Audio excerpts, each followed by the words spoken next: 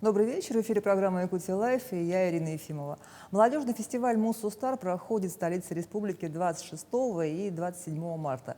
И сегодня в нашей студии ведущий этого мероприятия, а также радио, телеведущий, диджей, актер дубляжа и шоумен. Все ли я перечислила? Антон Камолов. Добрый вечер. Здрасте, Ирина. Здрасте. Мы работаем в прямом эфире, и задать свой вопрос Антону вы можете прямо сейчас по телефону студии 841 12 42 14 39 или по номеру горячей линии в мессенджере WhatsApp 8 914 235 05 02. Антон, на молодежном фестивале вы будете вести прямую трансляцию. Вот как вы считаете, чем сейчас можно расшевелить молодежь, привлечь ее к саморазвитию, к занятию очень интересным? Компьютерными играми, вероятно, у меня сын подросток, ему 14 лет, вот, и его чем-то завлечь, это можно либо чем-то, что ему реально интересно, либо компьютерные игры, какие-нибудь мемасики, вот это вот все, это серьезная задача, серьезная проблема для родителей и серьезная задача для, условно, тех, кто производит контент, создает фестивали и так далее. Как привлечь молодежь? Большая проблема. Ну вот ваш сын Андрей, он чем увлекается и кем хочет стать? У него достаточно много увлечений. Он уже почти 10 лет занимается спортивными бальными танцами. Он здорово рисует время от времени, ходит на уроки.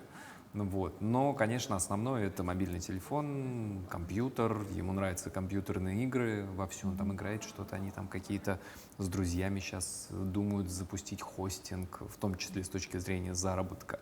Вот. То есть такой стандартный подросток. А вы это поощряете? И да, и нет. То есть, скажем так, лучше попробовать заняться каким-то там хостинг, организовать какой-то свой сайт внутри сайта и так далее, чем просто тупо сидеть и играть. В этом смысле лучше это время, которое проводишь за компьютером и в игре, проводить с чуть большей пользой. Насколько это получается, честно говоря, не уверен, но запреты, я тоже в абсолютные запреты не очень верю. Ну, вот демократичный такой отец. Скорее да, чем нет. Ну, мне не хочется, чтобы у меня с сыном были отношения такие, знаете, основанные на страхе, что сейчас батя придет и все.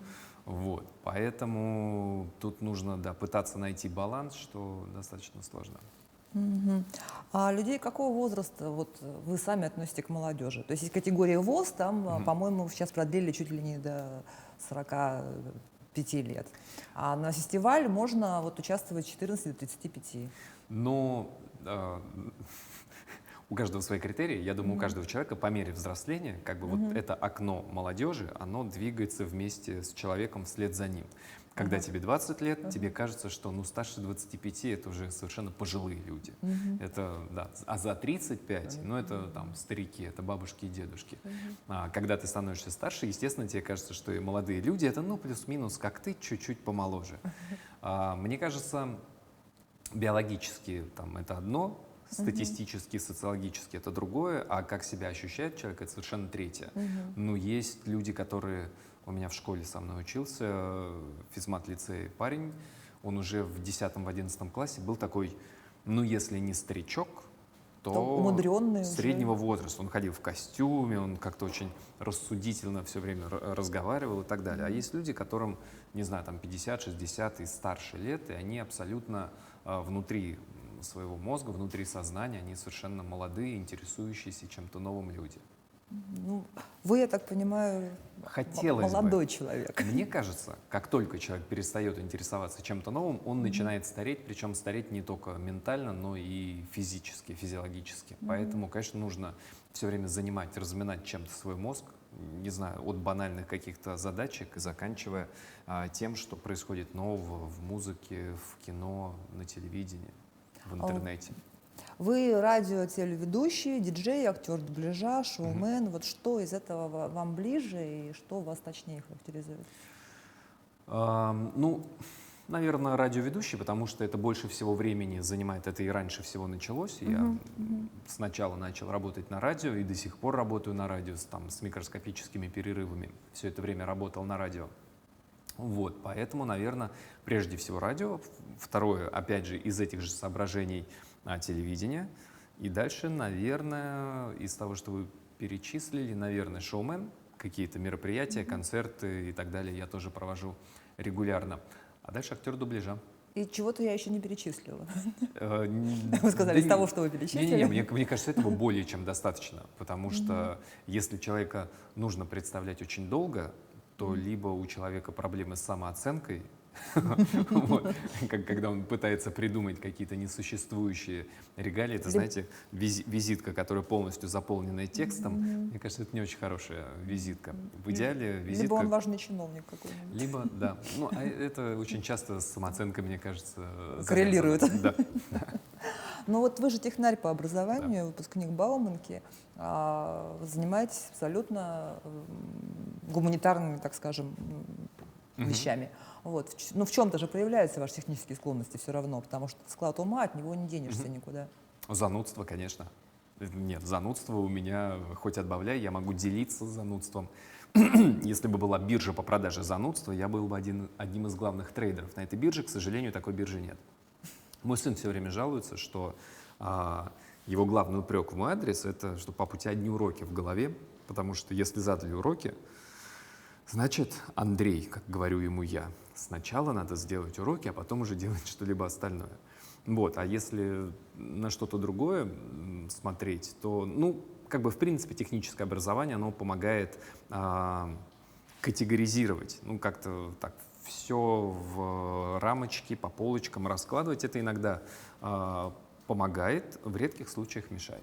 Ну вот вы сказали, что вы больше радиоведущим себя ощущаете, да? Вот и многие говорят, что есть, кто поработал на радио, они говорят, что есть какая-то вот некая особая магия радио, которая отлично вот тут. Да, мне кажется, что магия радио, она заключалась в том, что слушатель не видит ведущего или ведущую и может фантазировать и представлять. И, собственно, немалое количество всяких таинственных радиоведущих, это как раз вот связано именно с тем, что ты слышишь голос, ты не знаешь, как человек выглядит, и ты можешь там себе напредставлять, чего только не напредставляешь. Но сейчас эта магия ушла, потому что практически во всех радиостудиях есть камеры. Видеокамера, да. У нас тоже, у нас есть радио Т-Тим, там тоже стоят камеры. Абсолютно. Поэтому идет всегда стриминг, идет в интернет, и ты можешь посмотреть, как выглядит тот или иной ведущий. Иногда это приводит к разочарованию. Там многие мужчины же мечтают о том, как выглядит эта прекрасная девушка с таким шикарным голосом. Вот, кто-то увидит и подумает, что я представлял совершенно иначе. Кто-то, может быть, наоборот. Поэтому магия ушла. То есть магии больше нет.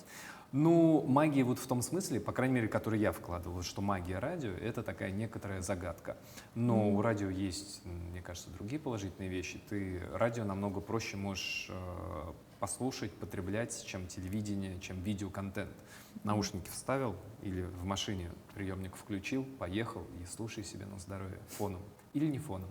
Но у вас до сих пор многие помнят по MTV Россия и как человека с чувством юмора, то есть не как зануду совершенно, а как такого человека несерьезного, веселого, который все время шутит, все время подкалывает. Вот есть такое восприятие со стороны людей? Да, конечно. Мешает нет, оно? Не то чтобы мешает, это какое-то время назад, может быть, это не то чтобы раздражало, но огорчало, когда все время была однозначная ассоциация, но, с другой стороны, у людей стереотипы в голове складываются, во-первых, очень быстро, стремительно, и, во-вторых, очень плотно и крепко. И их Трудно оттуда от них избавиться. выкручивать практически нереально. Поэтому я очень спокойно к этому отношусь. Видимо, настолько был ярким и MTV России в те годы, и те проекты, которые я на том MTV вел, что у людей вот это так отложилось, что до сих пор ко мне подходят пузатые, седовласые люди. Мы вас смотрели в детстве. Да. Я вырос на ваших программах. Вот эти седые виски у людей. Да, поэтому я спокойно отношусь к этому. А вы также работали на телеканалах не только на MTV, на Первом, на России, Пятница, НТВ, ТНТ, СТС, только, проще, наверное, сказать, день не работали. Наверное, на Якутии 24 и на ВКСХ только. Пока нет. А какой вот из каналов вам ближе был по характеру, по ценностям каким-то? Или вы к политике канала никогда вот не... Нет, там, смотрите, мне кажется, что сейчас... Коллектив, может, это больше Я нравится. какое-то время назад на эту тему серьезно заморачивался, да, что все-таки важно, чтобы твои внутренние ценности совпадали с ценностями канала.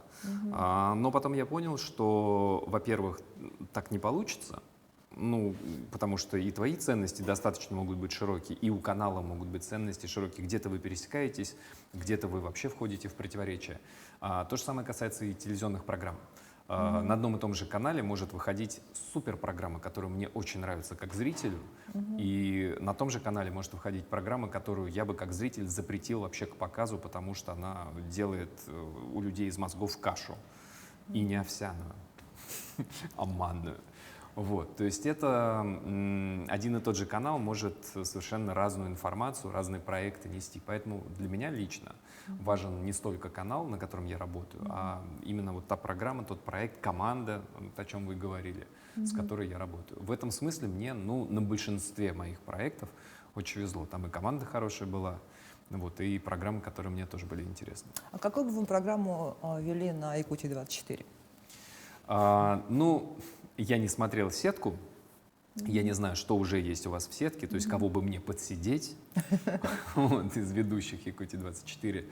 Но вообще, в принципе, если говорить о развлекательном телевидении, то вершина развлекательного телевидения для ведущего, да, как для ведущего, для любого человека, я думаю, вы у кого угодно можете спросить, это, скорее всего, 80% людей вам ответят, что это late-night шоу. Это вечернее шоу, это то, что делает Иван Ургант на Первом канале, это то, что делают в том или ином формате, появлялось на других каналах.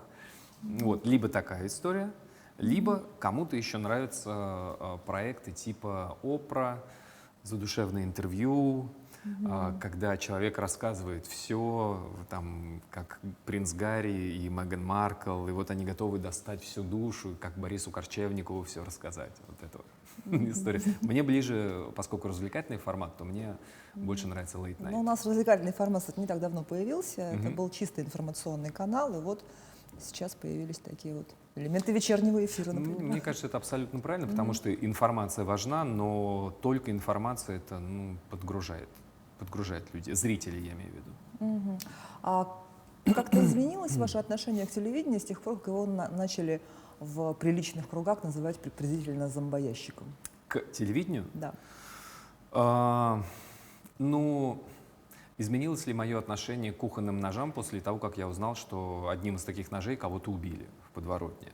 Нет, к кухонным ножам нет. К некоторым персоналиям, к некоторым программам, да, безусловно, конечно. Ну, это грустно, когда человек использует свое положение и инструменты, доступные ему для целей, которые лично мне кажутся неправильными. Ну вот сейчас очень много блогеров, шоу на Ютубе, у которых рейтинги, там никакое телевидение уже не нужно. Ну да. Вот, а что мешает современному телевидению стать таким же рейтинговым, как считаете?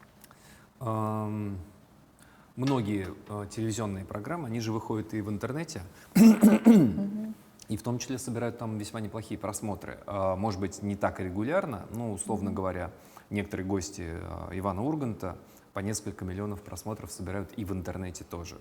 Или там какие-то проекты ТНТ, тоже там миллионные просмотры, хотя у них еще куча ограничений, где они выкладывают, где не выкладывают. Владимир Соловьев имеет свой большущий телеканал, YouTube-канал, который устроен как телеканал. То есть там и он, там еще куча приглашенных его людей, я не очень знаю, что у него с цифрами, но в целом как бы телевидение как таковое это ведь просто инструмент доставки контента, продукта, программы зрителю. Большая часть зрителей в нашей стране, особенно там люди старше, 30-35 и старше, они просто привыкли, телек, пришел домой, включил телек, да, и он у тебя фоном работает. Вот ты смотришь и там выбираешь между каналами. А те, кто помоложе, они смотрят примерно, очень часто тот же самый продукт, то есть созданный телекомпаниями, но просто в интернете, когда им удобно. То есть просто способ. Да, конечно, да. Это инструмент, и, собственно, из-за этого сейчас и качество чисто интернет-продукта, то есть только то, что только в интернете появляется, будь то интервью, развлекательные шоу, постепенно, хотя достаточно быстро растет качество. Если там лет 5 назад это все было сделано на коленке за 3 копейки, и телевизионщики фыркали и воротили носы и говорили, господи, как это можно смотреть. Потом увидели, что просмотров очень много, что можно смотреть. И многие пришли, наоборот, из телека. Совершенно верно, да-да-да. И огромное количество проектов, в том числе, которые вроде как кажутся исключительно интернет-проектами, они либо сделаны телевизионщиками, либо теми, кто когда-то работал, либо продолжает. Юрий Дудь, телевизионщик, Ирина Шихман, телевизионщик, Ксения Собчак, телевизионщик. Что было дальше, делается тоже ТНТ-шными ребятами, те, кто на ТНТ работает, и многие, там, Азамат Мусагалиев. То есть это все, ну, такое, сейчас уже очень сложно отделить одно от другого. Но вот эта вот мода на интервью, тренд вот этот, вот, как считаете, это вот прям временное такое явление, оно спадет и останутся там свои какие-то зрители или это? Ну, мне кажется, оно временное по той причине, что, мне кажется, уже все поговорили со всеми. Ну, то есть уже вот Даже мы с вами уже. Да. Интересные люди, интересные спикеры, интересные гости уже побывали. Некоторые были не по одному. И у Дудя, и у Шихман, и у Собчак, и у тех, кто помельче, и даже и ученые, которых там, мне, например, интересен научно-популярный контент. Вот, но даже ученые, которые умеют интересно рассказывать про что-то, да, они уже и там, и здесь, и тут побывали, и как бы найти что-то новое с их участием, это достаточно непростая задача. Поэтому просто уже настолько переполнено, что ты и не знаешь, как, ну, еще, зачем еще мне смотреть интервью. Ну, может, вы просто в своей Москве там вот замкнулись в своей тусовке? Ну, интернет же это не только в Москве, он же доступен, я слышал, даже из республики Саха-Якутия. Ну вот, кстати, благодаря интернету, благодаря пандемии, вот мы там открыли, допустим, для себя скайп-формат, да, и у нас бывают там по скайпу спикеры из Финляндии, Норвегии, там, Нет, смотрите, Канады. это очень круто, то, что можно дернуть по какому-то инфоповоду любого спикера, и это очень здорово. Это вот, наверное, то, о чем вы говорите. Я имею в виду, когда приглашают в формат интервью уже человека, который раздал 500 интервью. Ну, как бы сложно ожидать чего-то нового. Это все равно будет продолжаться. Это взять, ну, не знаю, любую, опять же, программу вот упомянутых мной, там, Бориса Корчевникова до Ивана Урганта. Практически все гости уже навыдавали огромное количество интервью. Но все равно они приходят, и вот тут уже задача и интервьюера, и самой программы либо вытянуть что-то новое, там, не знаю, как там, платят гостям или что-то обещают, отбирают паспорт у них.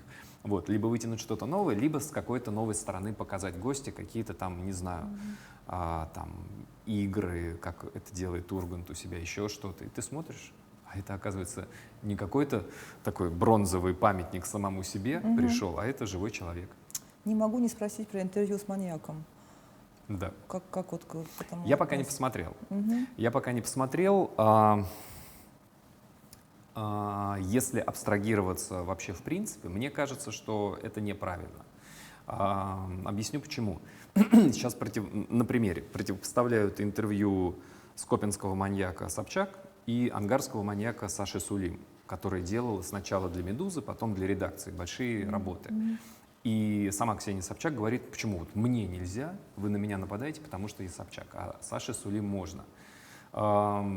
Повторюсь, я пока не видел сам фильм «Собчак», поэтому пока это теоретические изыскания. Мне кажется, нельзя делать интервью с маньяком, который вышел из тюрьмы, и жертвы которого живы, и, в общем-то, мягко говоря, несчастливы от того факта, что маньяк освободился. И он явно не перевоспитался, не успокоен, ну, то есть нет ощущения раскаяния.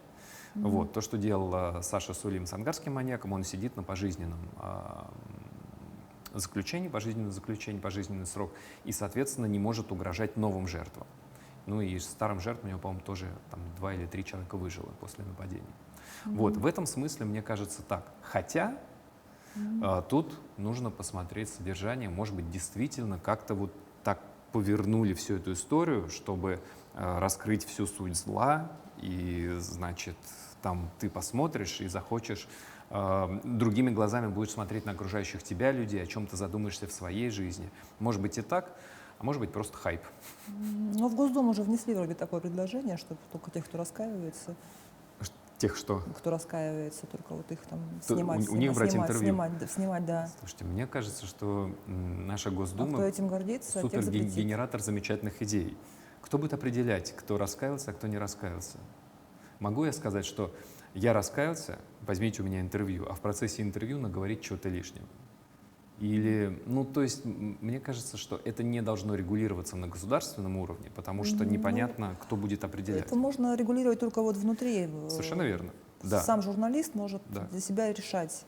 Давайте будем откровенными. На нашем телевидении, на больших федеральных каналах выходят совершенно людоедские программы. Ну, когда там бабушка съела внука, там кто-то изнасиловал падчерицу 9-летнюю. Это же все показывают по телевизору. Но, на мой взгляд, это же нельзя вот так вот показывать, и причем в дневное время. Ну как? Ну, Ладно, Госдума. давайте про мультфильмы. Давайте. Вы их озвучивали, 5 раз дублировали Сида прекрасного из ледникового периода, медведя, черепашку ниндзя, ежа Соника. У Да. вас есть что-то общее с этими персонажами? Голос? Наверное. Да, действительно, у меня какая-то в основном фауна. Но у меня еще был в моем озвучательном опыте... Ой-ой, А это вот по WhatsApp, вместо Ага. того, чтобы отправлять сообщения, они нам звонят. не звоните нам по WhatsApp на этот, да? Да, Отправляйте не сообщение. звоните. Да, я еще озвучивал переводчика собачьего, был такое шоу на телеканале Animal Planet. Переводчик собачьего, собачий психолог, как он себя называл, Цезарь Милан. Вот, парень, мужчина из Лос-Анджелеса, который дрессирует собак каким-то феерическим способом. То есть я к тому, что я не только зверей могу озвучить. Вот. А вообще про зверушек не знаю. Мне, конечно, ну, Сид из ледникового периода — это мой самый любимый персонаж. Он и самый дурацкий, самый смешной, и больше всего мы с ним работали. Вот. И специально какие-то черты все равно я не передаю, потому что это не очень возможно. Мультик уже снят, мультик уже озвучен там в стране, где этот мультик нарисовали, поэтому моя задача просто переозвучить. Забавно, что иногда, на мой взгляд, характер чуть-чуть меняется. То есть Сид в американской версии, как мне кажется, он чуть более жуликоватый. Он такой немножко все время кручу-верчу, обмануть хочу. А у меня он получился какой-то простофиля. Я не знаю почему. А вы бы какого персонажа озвучили в якутском мультике? Или дубляж якутского фильма, например? Ну, какого-нибудь? конечно же. Быка, я забыл, как его называют, Чуин, да? Который бык Новый год, бык. Вот, Чесхан. Чингисхан, да. Вот. Ну, конечно, его. Ага. Других я пока не знаю.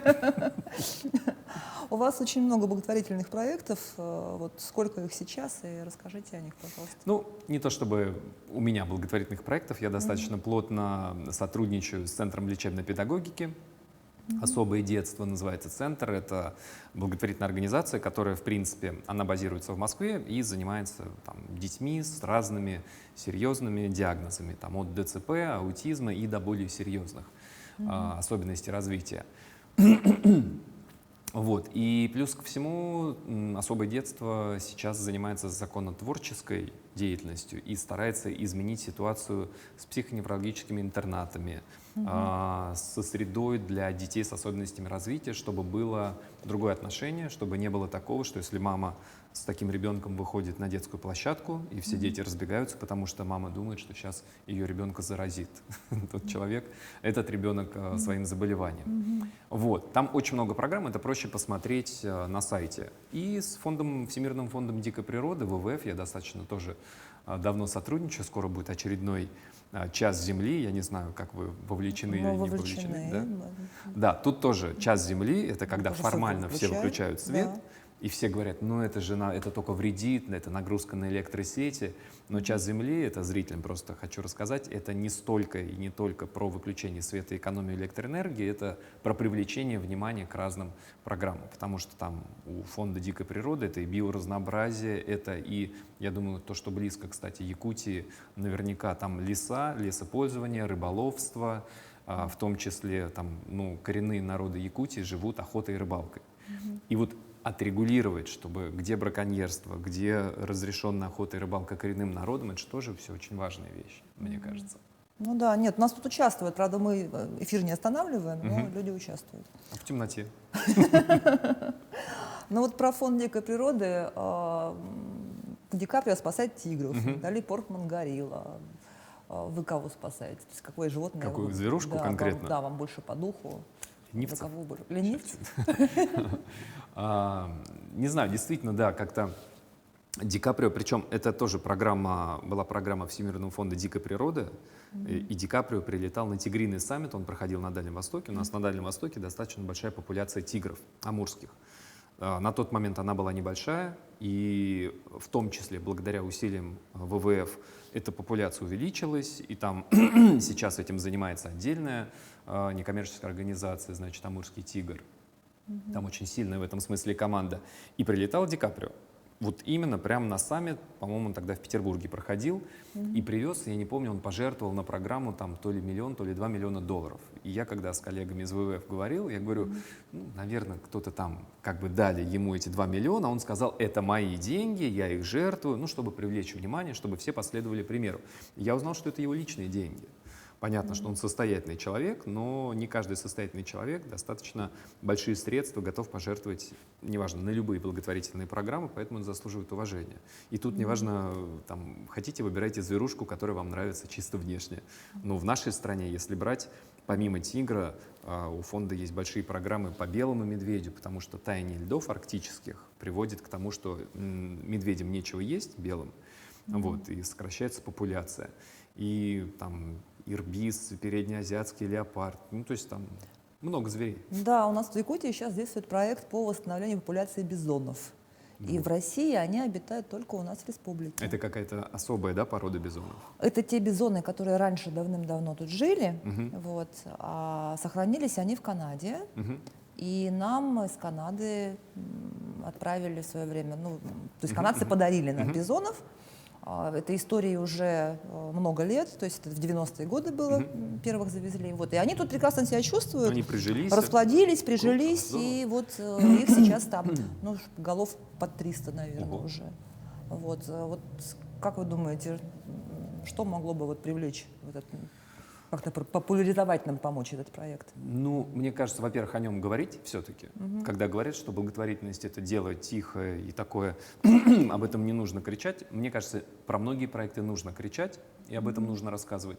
Ну и рассказывать, в чем плюсы. Вот вы мне рассказали, я впервые об этом услышал. Мне кажется, это очень интересная история восстановления именно популяции тех животных, которые когда-то жили, были либо истреблены, либо просто вымерли. Мне кажется, это интересная история, тем более, что это, насколько я понимаю, народ Саха, он очень такой за свою самость и идентичность переживает, и для него это очень важно.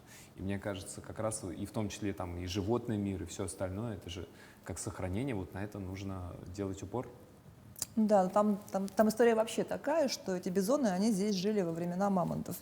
Вот. И наши якутские лошади, которые вот полудикие, они тут тоже жили во времена мамонтов. И типа это мы вообще готовимся к тому, как мы его клонируем все-таки и выпустим уже в готовую экосистему. Я сегодня был в царстве вечной мерзлоты, и мне сказали, что там нашли какой-то биоматериал, ДНК-материал мамонта, которого теоретически, когда будут технологии налажены, можно будет даже восстановить, в том числе, популяцию мамонтов. Не знаю, нужно ли это или не нужно, мохнатые слоны. Но как эксперимент научный, это очень круто. Ну, у нас в Якутии есть условия для развития экологического туризма, в принципе, все, да, у нас много природных парков, у нас вообще огромный процент территории занимают природные парки. Есть программа ЮНЕСКО по сохранению культурного наследия. Вот как какой-то, может быть, дадите совет, как можно вот этот экотуризм развивать, чтобы привлекать людей со всей России? Быть человечнее. Ну, то есть нужно, знаете, когда куда-то приходит государство, в широком смысле, да, очень часто это становится дико скучным. Это прям начинается такой чиновничий язык, мы достигли или мы имплементируем, в зависимости от того, насколько современный чиновник. И ты вообще не улавливаешь суть и смысла, а самое главное, что и люди, для которых это сделано, они тоже как теряются.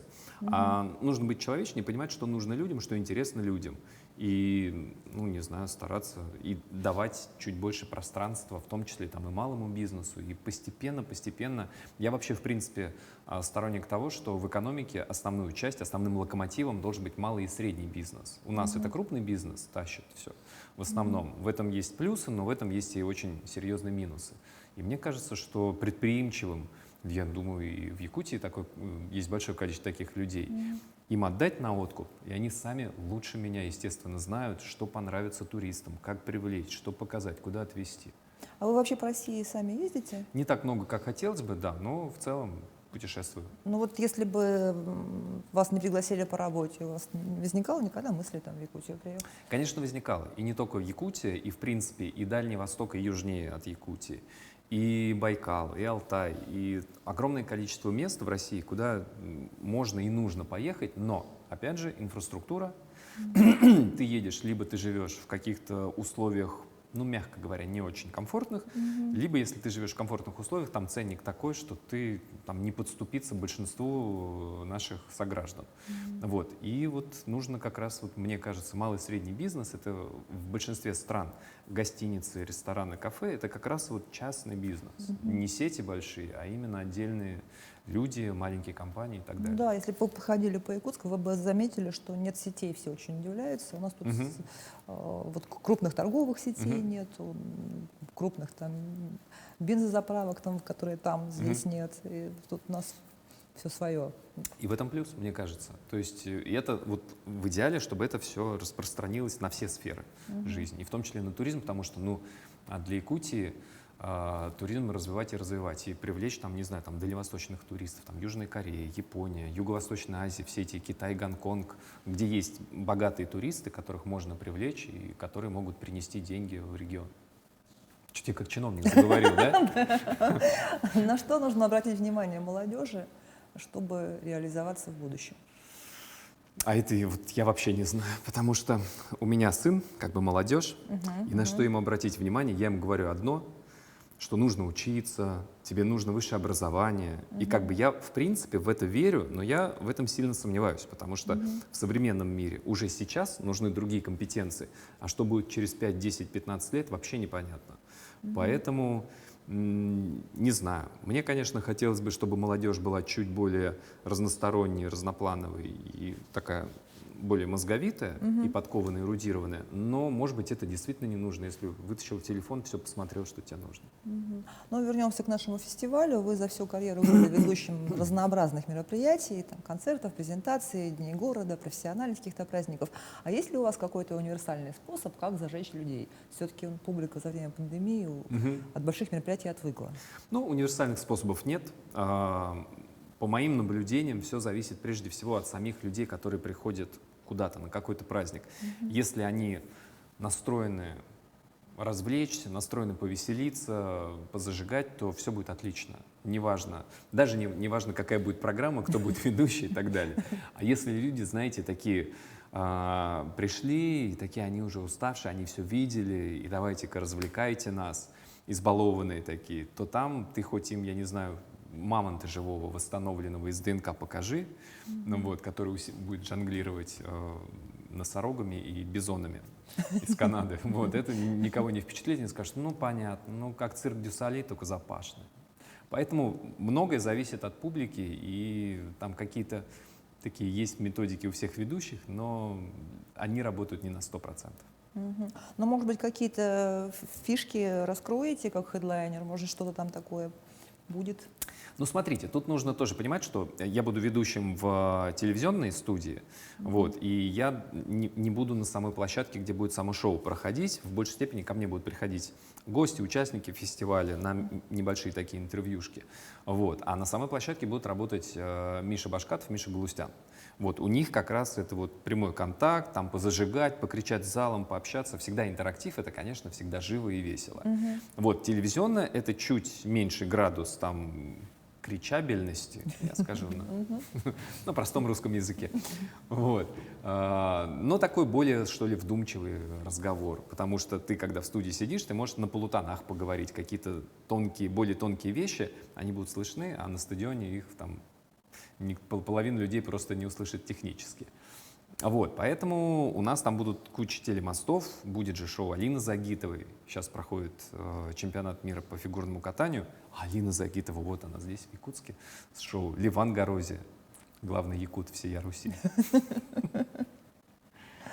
Ну что ж, спасибо вам за такой бодрый, позитивный эфир. Думаю, после этого количество участников молодежного фестиваля «Мусустар» увеличится в разы. Сегодня в нашей студии был ведущий этого мероприятия, шоумен Антон Камолов. Программа «Якутия Лайф» и я, Ирина Ефимова, с вами прощаемся. Смотрите нас по будням в 7:15.